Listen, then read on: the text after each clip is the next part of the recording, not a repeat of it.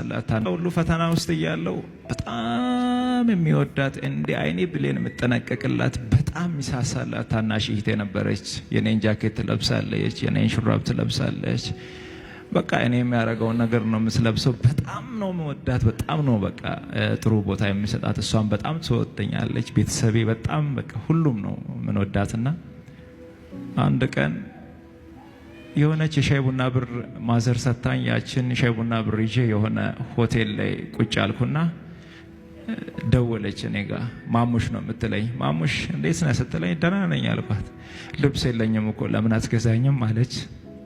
ገንዘብ የለማ ልብስ ለመግዛትና ሆቴል ላይ ቁጭ ብያለሁ። ማዘር 100 ብር ሰታኝ ነበር፣ በደንብ አስታውሳለሁ ጊዜውንና ልብስ ግዛልኝ ስትለኝ የሆነ ልብስ የሚሰሩ ነጋዴ ጓደኞች ስለነበሩ ከነሱ በዱቤ ለመቀበል እሷን ላለማሳዘን ስል ምንም ችግር የለም እኔ የኔ እናት እዛ መሳላ ነኝ ብዬ ቀጠርኳት። ከዛ ትመጣለች ብዬ ጠበቅኩ፣ ትመጣለች ብዬ ጠበቅኩ፣ ትመጣለች ብዬ ጠበቅኩ። ለካ እሷ አርፋለች እና እግዚአብሔር ይመስገን፣ እግዚአብሔር ይመስገን። ይሄ ማራፏን ሰማውና ሆስፒታል ሮጬ ሲደርስ የነበረው ትንሽ ትንቀሳቀስ ነበረና እጄ ላይ አረፈች። ሌላኛው ፈተና ገጠመኝ ማለት ነው። ከዛ በኋላ ራሴን አላቅም በብዙ መንገድ ተጎዳውና እንደምንም ጥርሴን ነክሼ እህቴን ቀበርኳት።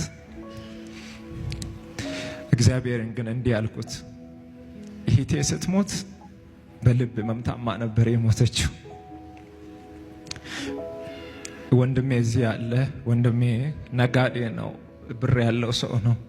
ወንድሜን ላለማስጨነቅ ምንም ነገር አልነገርኩትም።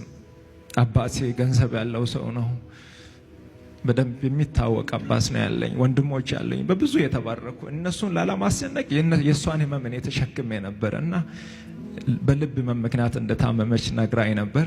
ከዛሬ ነገ እግዚአብሔር ገንዘብ ሲሰጠኝ አሳክማታለሁ እያልኩ ሳላሳክማት አረፈች። እግዚአብሔርን ግን እንዲህ አልኩት፣ እኔን በህይወት የምታቆየኝ ከሆነ የታመሙትን አሳክማለሁ፣ እኔን በህይወት አኖረኝ አልኩት።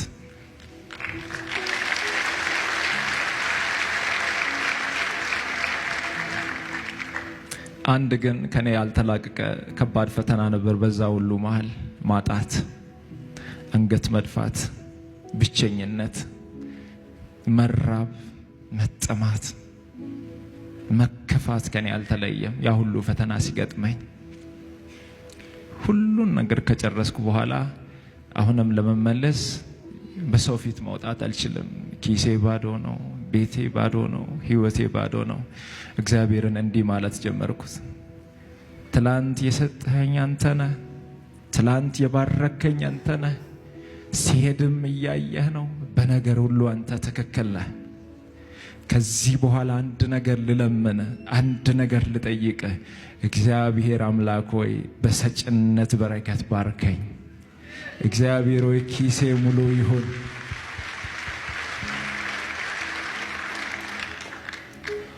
ኪሴ ሙሉ ይሁን፣ ቤቴ ሙሉ ይሁን፣ ጓዳዬ ሙሉ ይሁን።